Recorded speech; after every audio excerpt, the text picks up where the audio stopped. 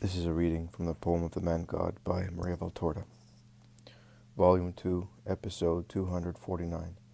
Jesus meets the disciples at Sicaminon, 11th of August, 1945. It is on the bank of the deep torrent that Jesus finds Isaac with many known and unknown disciples.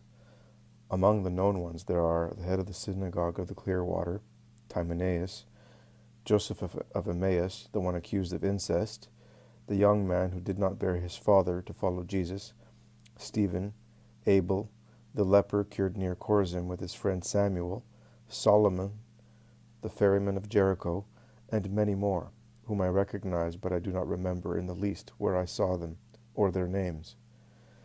Many faces indeed are known to me, but only as faces of disciples, and there are other people who have been converted by Isaac, or by the above-mentioned disciples, and are following the main group hoping to find Jesus.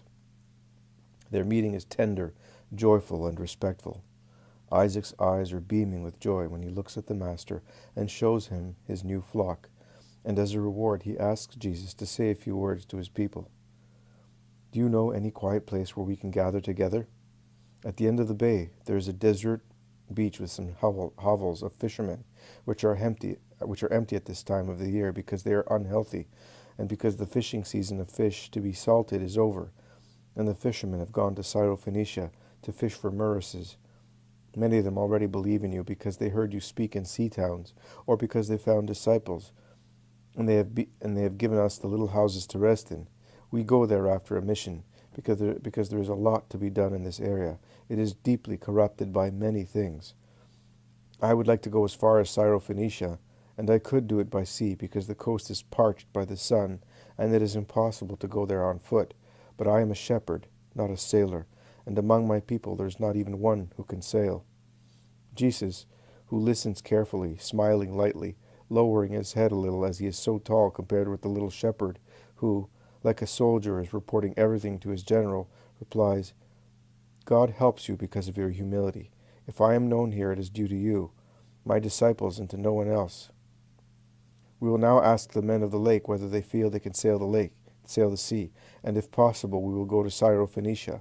And he turns around looking for Peter, Andrew, James, and John, who are talking animatedly to some disciples, while Judas is warmly congratulating Stephen and the zealot. Bartholomew and Philip are near the women. The other four are with Jesus. The four fishermen come at once. "Do you feel up to sailing the sea?" asks Jesus. The four look at one another perplexedly. Peter ruffles his hair while pondering on the matter. He then asks, "But where? Offshore? We are freshwater fish." "No, along the coast, as far as Sidon." I think it can be done. What do you say?" "I think so too. Sea or lake, it is still the same thing. Water," says James. "Nay, it will be even more beautiful and easier," exclaims John. "I don't know how you can say that," replies his brother. "It's his fondness for the sea. He who loves something sees perfection in it." "If you loved a woman like that, you would be a perfect husband," says Peter jokingly, shaking him affectionately. "No, I am saying so because at Ashkelon I saw that maneuvers are the same, and navigation very smooth," replies John. "Well, let us go then," exclaims Peter. "However, it would be better to have someone from here. We have no experience with this sea, and its depth contour," remarks James. "Oh, I would not even think of that. We have Jesus with us. Before, I was not yet certain, but after he calmed the lake, let us go with the Master to Sidon. Perhaps there is some good to be done there," says Andrew. "Well, we shall go. You will get the boats tomorrow. Ask Judas of Simon to give you the purse." And all mixed together, apostles and disciples, and it is needless to say how happy many are, particularly the ones already well known to Jesus, they retrace their steps going back towards the town, and walk round the outskirts until they reach the end of the bay, which protrudes into the sea like a bent arm. A few little houses there, spread on a narrow, pebbly shore, represent the most poverty-stricken and depopulated quarter of the town, which is inhabited only at intervals. The walls of the little cubic-shaped houses are worn away by saltness and age, and they are all closed. When the disciples open them, they show their smoky misery and bare essential furnishings. "Here they are. They are not beautiful, but are clean and comfortable," says Isaac, who is doing the honors of the house. "The poor things are certainly not beautiful," The clear water was a royal palace in comparison, and there were some who complained, grumbles Peter. But they are a real fortune to us. Of course, the all-important thing is to have a roof over your head and to be fond of one another. Oh, look, there is our John. How are you? Where were you? But John of Endor, although smiling at Peter, runs to greet Jesus, who replies to him with very kind words. I did not let him come because he has not been well. I prefer him to stay here. He is so clever with citizens and with those who ask information on the Messiah, says Isaac. The man from Endor is indeed much thinner than previously, but his countenance is serene. His emaciation ennobles his features, so that one thinks of him as a man already affected by the double martyrdom of flesh and soul. Jesus watches him and asks, Are you not well, John? I am not any worse than I was before seeing you, and that as far as my body is concerned. With regard to my soul, I think I am recovering from my peculiar wounds. Jesus looks at his peaceful eyes and hollow temples, but does not say anything. He lays a hand on his shoulder while entering a little house with him, into which they have brought basins of salt water to refreshen their tired feet, and pitchers of cool water to quench their thirst, while outside they are laying the table on a rustic board, shaded by a very poor pergola of creepers. While twilight is falling and the sea is whispering its evening prayers with the surf rustling on the pebbly shore, it is beautiful to see Jesus having supper with the women and the apostles, sitting at the coarse board, while the others, sitting on the ground or on seats or baskets turned upside down, form a circle round the main table. The meal is soon over, and the table is cleared even sooner, because there are only very few plates, only for the more important guests. The sea has become indigo black in the starless night, and all its majesty appears in the sad but solemn hour, typical of seashores. Jesus, whose tall white figure is outstanding in the darker and darker shadows, rises from the table and comes towards the middle of the apostolic group, while the women withdraw. Isaac and another man light little fires on the beach to illuminate and keep away the clouds of mosquitoes, which probably come from nearby marshes. Peace to you all.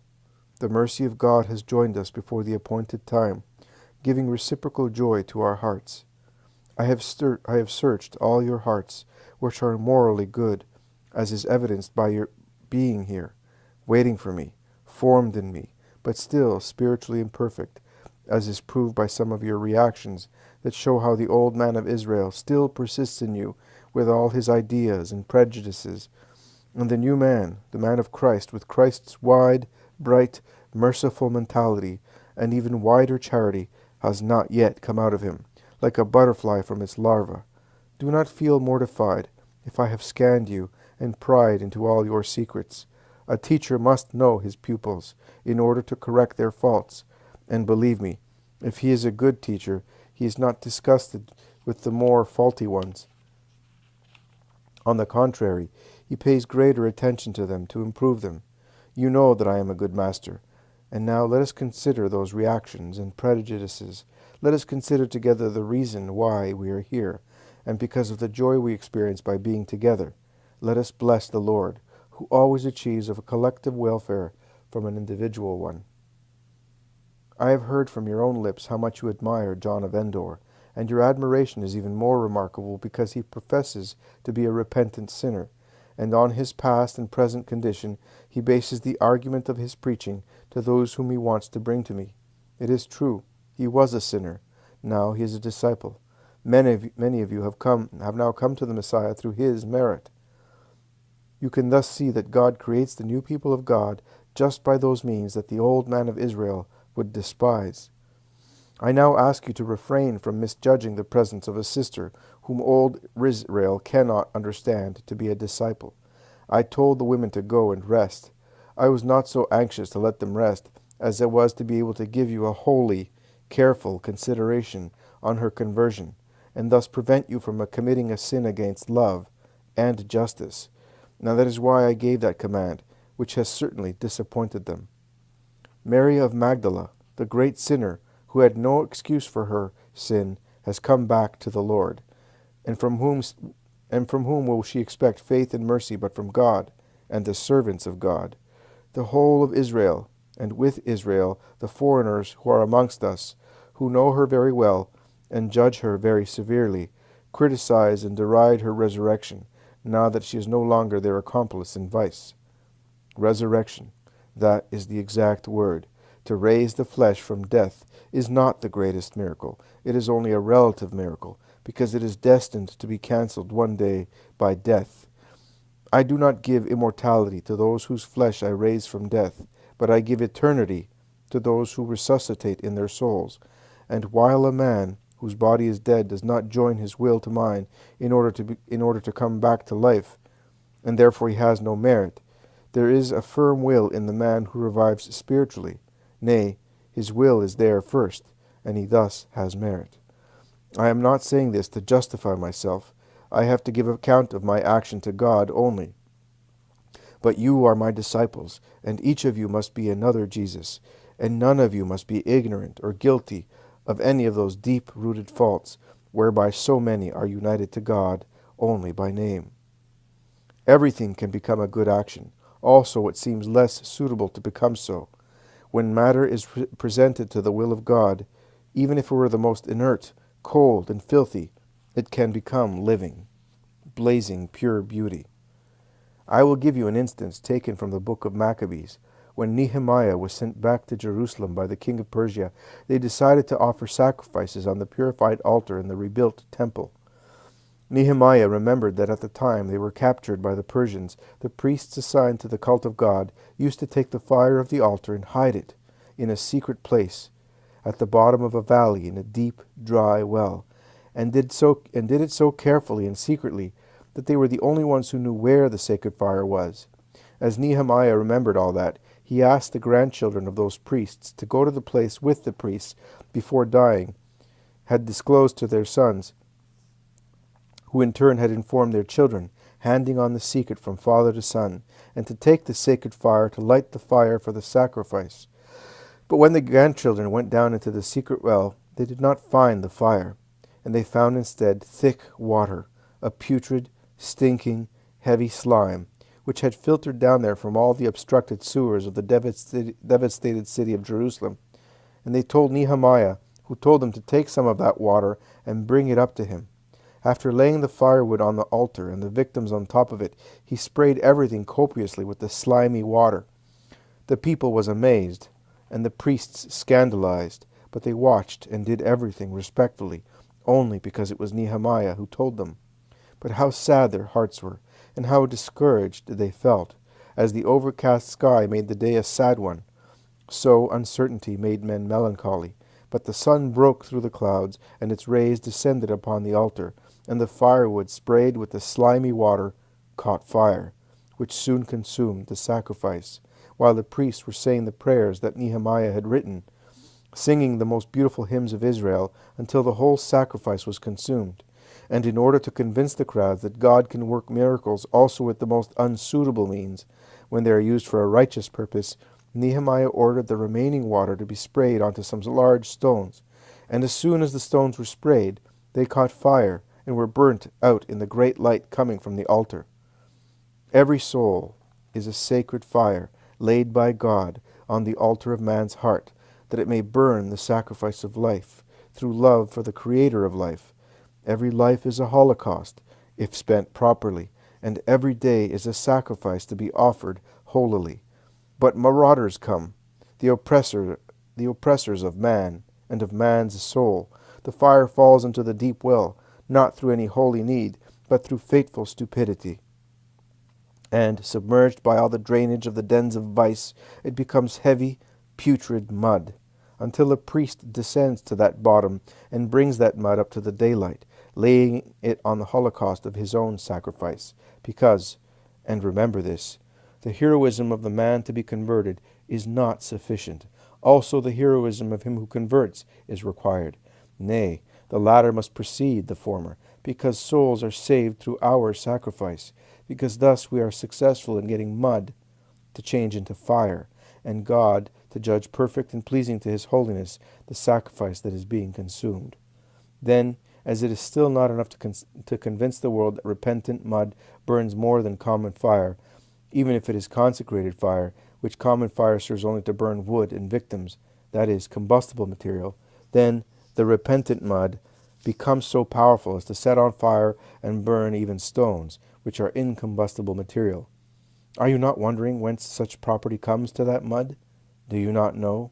I will tell you, because in the ardor of repentance they merge with God, flame with flame, rising flame, descending flame, flame which offers itself loving, flame which gives itself loving, the embrace of two who love and find each other, who join together, forming one thing only. And since the flame of God is a greater one, it overflows, excels, penetrates, absorbs, and the flame of the repentant mud is no longer a relative flame of a created thing, but it is the infinite flame of the uncreated thing, of the most high, most powerful, infinite God.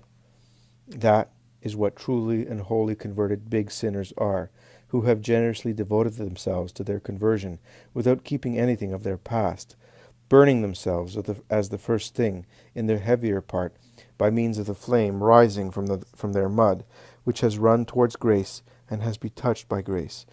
I solemnly tell you that many stones in Israel will be attacked by the fire of God because of these burning furnaces, which will blaze more and more until the human creature is utterly consumed.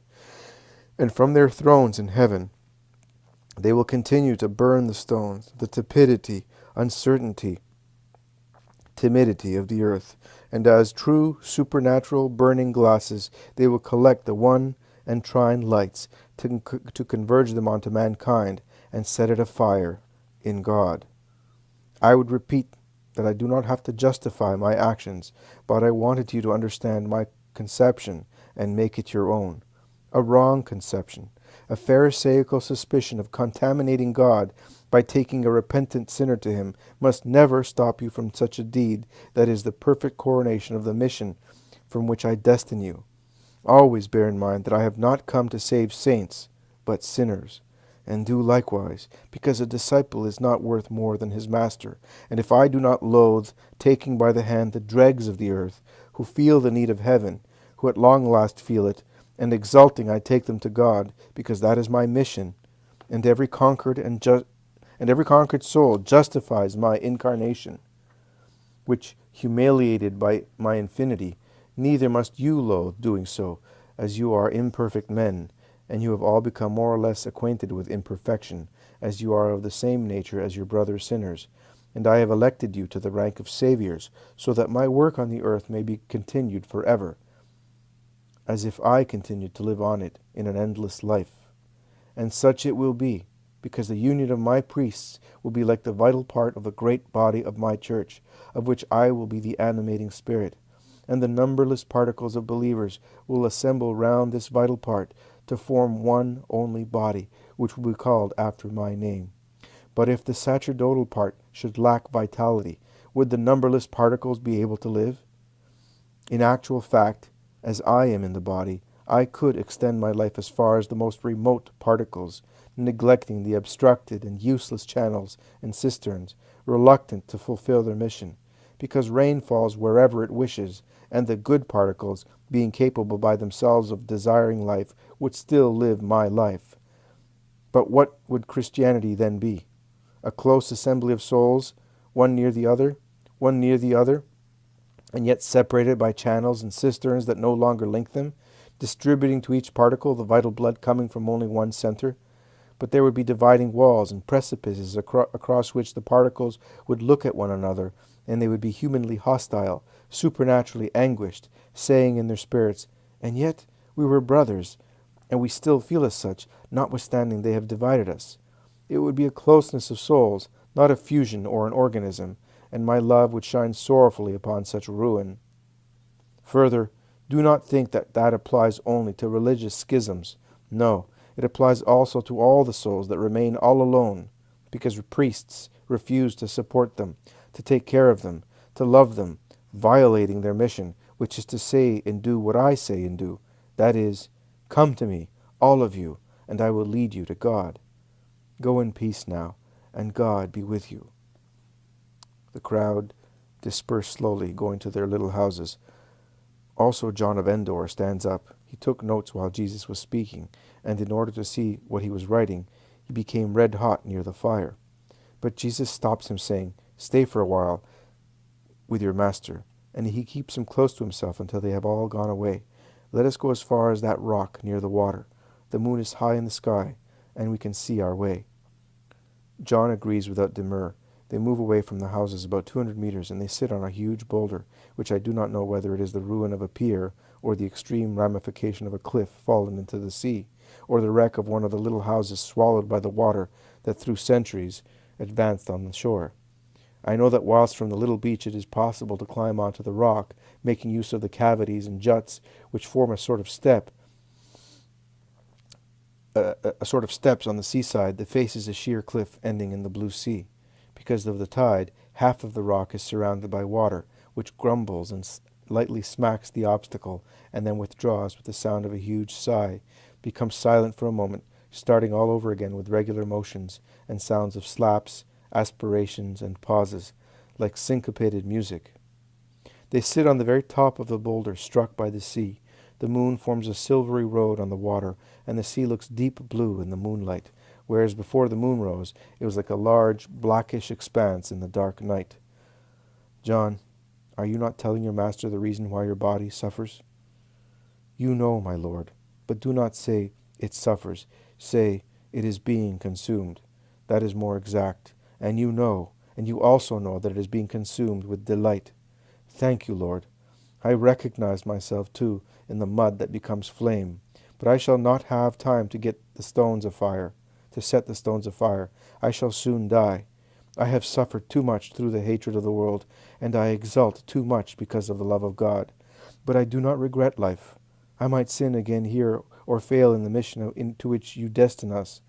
I have already failed twice in my life, in my mission of a master, because I should have been able to find what was necessary to perfect myself, and I did not train myself; in my mission of a husband, because I was not able to mold my wife, which was logical, as I was not able to perfect myself.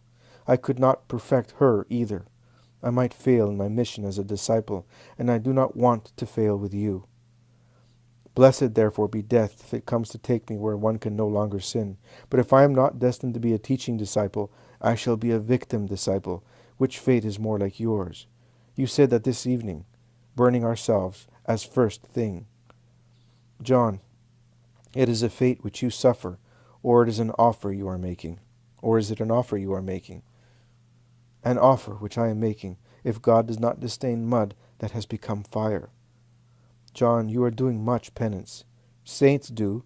You are the first. It is fair that he should do it, who has so much to pay. But do you think that mine is not pleasant to God? Are you prohibiting me from doing it? I never interfere with the good yearnings of a loving soul. I have come to preach by actual facts that suffering is expiation, and sorrow redemption. I cannot contradict myself. Thank you, Lord. It will be my mission. What were you writing, John? Oh, Master, sometimes old Felix emerges again with his habits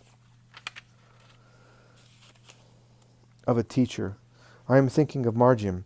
He has a whole life to preach you, but because of his age he is not here to hear your sermons. I thought I should write certain instructions you have given us, and which he has not heard, because he is intent on playing, or he is far away with one of us. There is so much wisdom in your words, also in the least ones.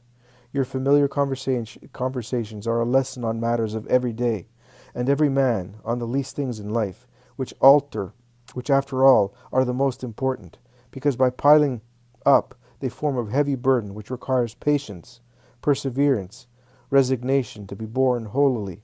It is easier to accomplish one only great heroic deed than 1,000 little ones for which a constant presence of virtue is required, and yet one will not attain a great deed both in good and in evil.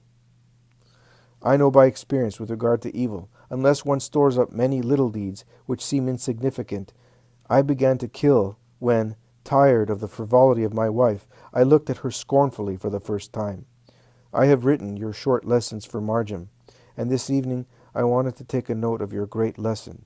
I will leave my work to the boy, so that he may remember me, the old master, and he may have what otherwise he would never have heard. Your words, a wonderful treasure for him. Will you allow me? Yes, John, but be in complete peace like this sea. See, it would be too warm for you to go about in the heat of the sun, and apostolic life is really hard. You have fought so much in life. Now God calls you to himself in this placid moonlight that makes everything calm and pure. Proceed in the kindness of God. I can tell you, God is pleased with you. John of Endor takes Jesus' hand, kisses it, and whispers, "And yet it would have been lovely to say to the world, 'Come to Jesus.' You will say that from paradise, where you will be a burning glass, too. Let us go, John. I would like to read what you have written." "Here it is, Lord, and tomorrow I will give you the other roll on which I wrote the other words." They descend from the boulder, and in a most clear moonlight, which has changed the pebbly shore into silver, they go back to the houses. They say good-bye to each other, John kneeling down, Jesus blessing him with his hand laid on his head, and giving him his peace.